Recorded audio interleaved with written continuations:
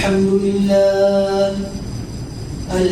لله نحمده ونستعينه ونستغفره ونؤمن به ونتوكل عليه ونعوذ بالله من شرور أنفسنا ومن سيئات أعمالنا من يهده الله فلا مضل له ومن يضلله فلا هادي له ونشهد أن لا إله إلا الله وحده لا شريك له ونشهد أن سيدنا ومولانا محمدا عبده ورسوله صلى الله تعالى عليه وعلى آله وأصحابه وبارك وسلم تسليما كثيرا أما بعد فأعوذ بالله من الشيطان الرجيم بسم الله الرحمن الرحيم وإن تتولوا يستبدل قوما غيركم ثم لا يكونوا أمثالكم وقال تعالى في موضع آخر إن الله لا يغير ما بقوم حتى يغيروا ما بأنفسهم صدق الله العظيم وقال النبي صلى الله تعالى عليه وسلم الدنيا سجن المؤمن وجنة الكافر وقال النبي صلى الله تعالى عليه وسلم لا يؤمن أحدكم حتى يحب لأخيه ما يحب لنفسه أو كما قال عليه الصلاة والسلام.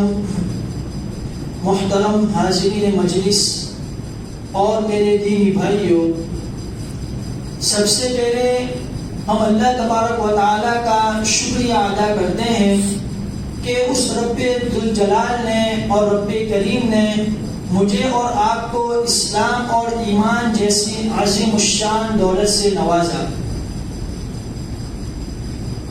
اس لیے کہ ایمان اور اسلام سے بڑھ کر کوئی نعمت ہمارے لیے نہیں ہے جو اللہ تعالیٰ نے ہمیں بن مانگے عطا فرمائی ہے. اس لیے کہ اس دنیا سے کوچ کرنے کے بعد، یعنی اس دنیا سے آخرت کی طرف جانے کے بعد، موت کے بعد جو ہمارے لیے ایک اور لامحدود زندگی آنے والی ہے، جس کو ہم دار آخرت کہتے ہیں، آخرت کی زندگی کہتے ہیں، اس زندگی کا پورا دار و مدار اسی ایمان اور اسلام کے اوپر ہے جو میرے اور آپ کے پاس ابھی موجود ہے. لیکن یہ بس کافی نہیں ہے کہ ہمیں ایمان مل گیا، اسلام مل گیا، اب ہمارے لیے آخرت کی زندگی، خوشگوار زندگی ہمارے لیے طے ہو چکی ہے اور ہمارے لیے منتخب ہو چکی ہے.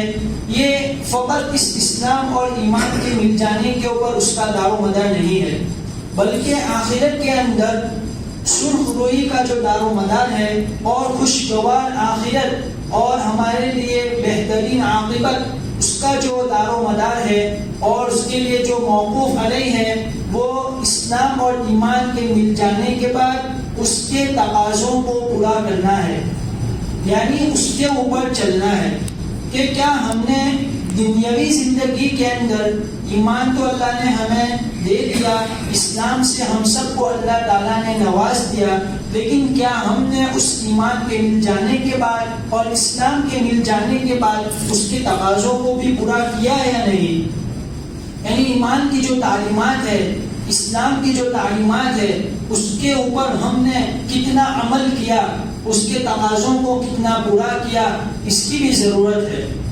تو آج ہم دنیا کے اندر دیکھتے ہیں کہ امت بہت طرح طرح کی پریشانیوں سے دوچار ہے اور طرح طرح کے فتنوں کے اندر آج مبتلا ہے. امت کا ایک طبقہ وہ ہے کہ جو مایوسی کا شکار ہو چکا ہے، اور دوسری طرف امت کا ایک طبقہ وہ ہے کہ جو خوف اور ہراس کا شکار ہو چکا ہے، اور ڈر نے اور خوف نے ان کو آ دبوچا ہے۔ وہ اپنے اندر ڈر کے مائے سہمائے ہوئے ہیں اور اپنے اندر خوف و ہراس کو پاتے ہیں، مایوسی کا شکار ہو کر بیٹھے ہوئے ہیں۔ تو آج امت کے اندر خوف اور مایوسی نے اتنا غلبہ پا لیا ہے کہ امت اس کے علاوہ اور کچھ سوچنے کے لائق نہیں رہی۔ لیکن ہم ذرا سوچیں، غور و فکر کریں کہ ہم تو مسلمان ہیں۔ مسلمان کبھی مایوسی کا شکار نہیں ہوتا ہے، مسلمان کبھی خوف اور ہراس کا شکار نہیں ہوتا ہے۔ ہم سب کا ایمان قرآن کریم کے اوپر ہے، اور قرآن کریم مسلمان کے بارے میں، مسلمان کی شان کے بارے میں کیا کہتا ہے؟ قرآن کریم کے اندر اللہ تبارک و تعالیٰ نے یہ فرمایا مسلمان کی شان کو بتلاتے ہوئے کہ مسلمان کبھی مایوس نہیں ہوتا ہے۔ إِنَّهُ لَا يَيْأَسُ مِن رَوْحِ اللَّهِ إِلَّا الْقَوْمُ الْكَافِرُونَ کہ مایوس تو کافر قوم ہوتی ہے، کہ اللہ کی رحمت سے مایوس مسلمان نہیں ہوتا ہے، اللہ کی رحمت سے مایوس تو کافر ہوتے ہیں۔ اس سے معلوم ہوا کہ ایمان اور مایوسی ایک جگہ جمع نہیں ہو سکتے ہیں۔ جس دل کے اندر اللہ تعالیٰ نے ایمان کے بیج کو ڈال دیا ہے، اس دل کے اندر کبھی مایوسی جمع نہیں ہو سکتی۔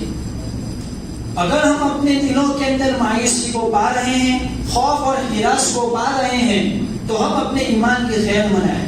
اس لیے کہ قرآن کریم کے اندر اللہ تعالیٰ نے صاف صاف ارشاد فرمایا إِنَّهُ لَا يَيْأَسُ مِن رَحْمِ اللَّهِ إِلَّا الْقَوْمُ الْكَافِرُونَ کہ اللہ کی رحمت سے مایوس تو کافر ہی ہوتے ہیں۔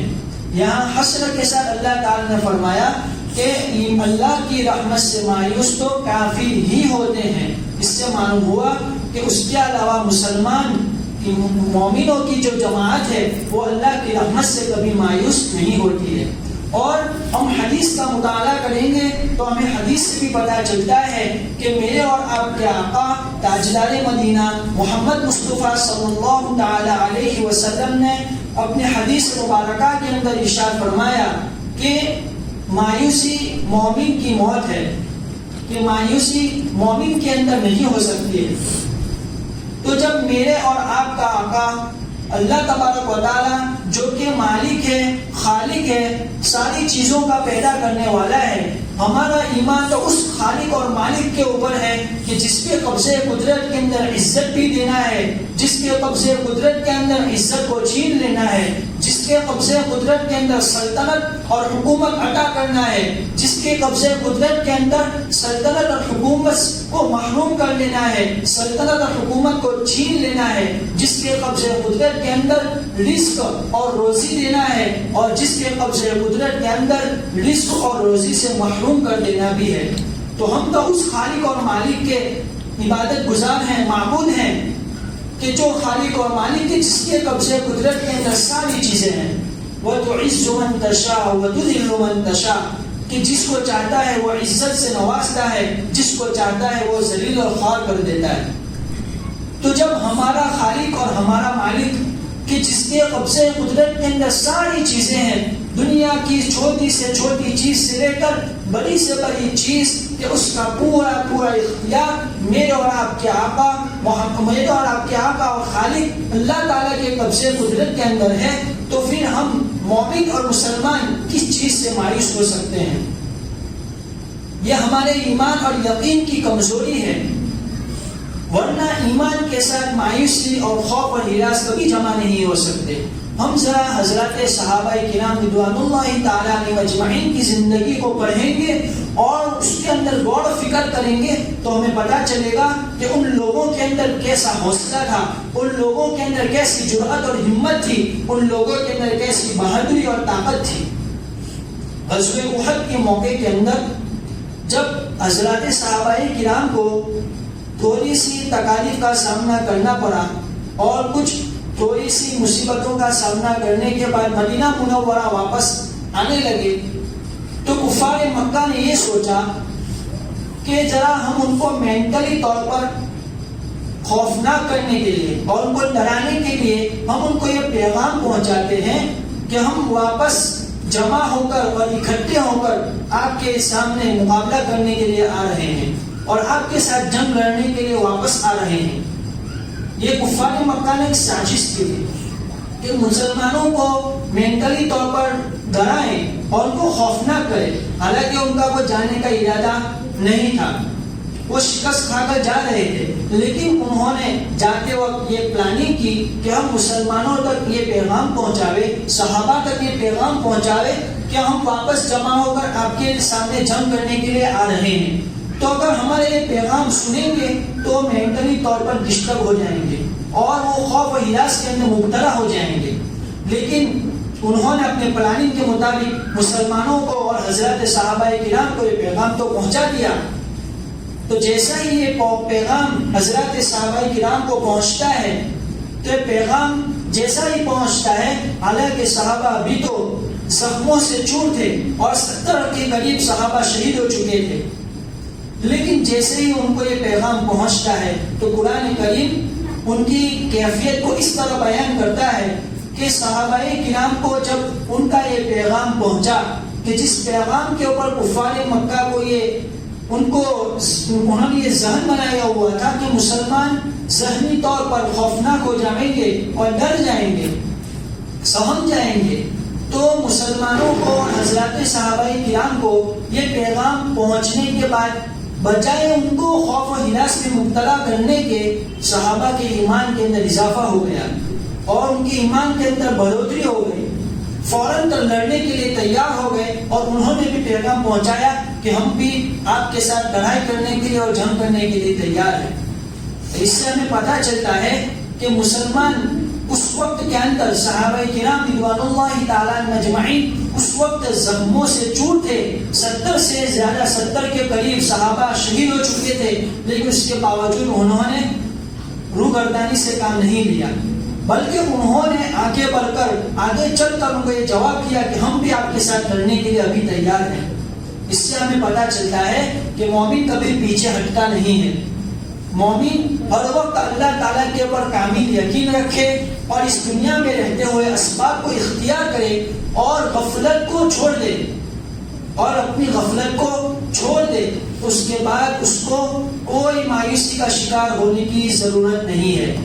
مایوسی کو اپنے ارد گرد بھٹکنے دینے کی ضرورت نہیں ہے، لیکن ضرورت اس بات کی ہے 3 چیزوں کا ہم اہتمام کریں تو انشاءاللہ ہمارے پاس مایوسی کبھی بھٹکے گی نہیں. سب سے پہلی چیز تو اللہ تعالیٰ کے اوپر کامل یقین ہونا چاہیے.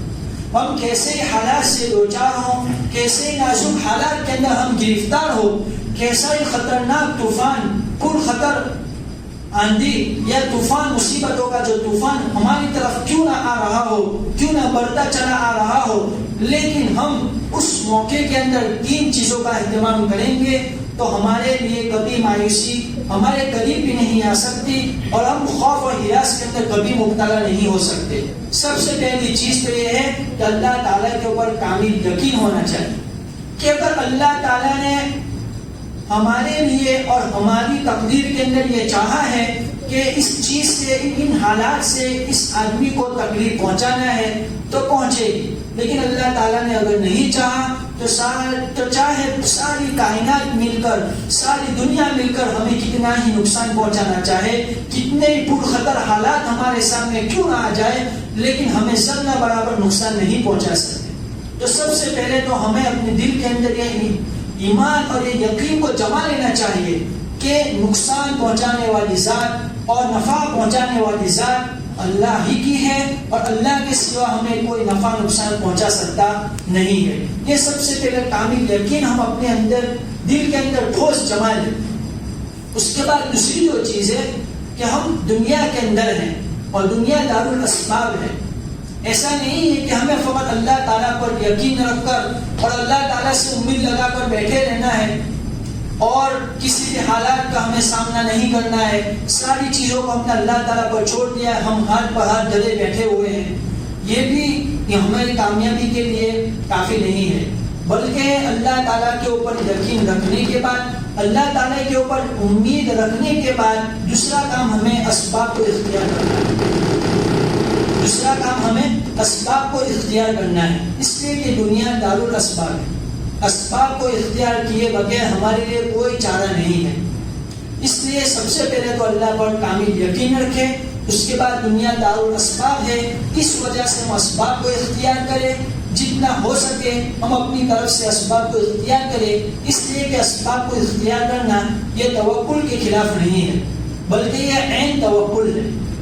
اور اس کے بعد جو تیسری چیز ہے، جو بڑی محترم نشان اس 3 چیزوں کے اندر رکن رکھنے والی جو چیز ہے، وہ ہے غفلت کا ہم اپنے آپ کو شکار نہ ہونے دیں. یعنی ہم اپنے آپ سے غفلت کو دور کر دیں.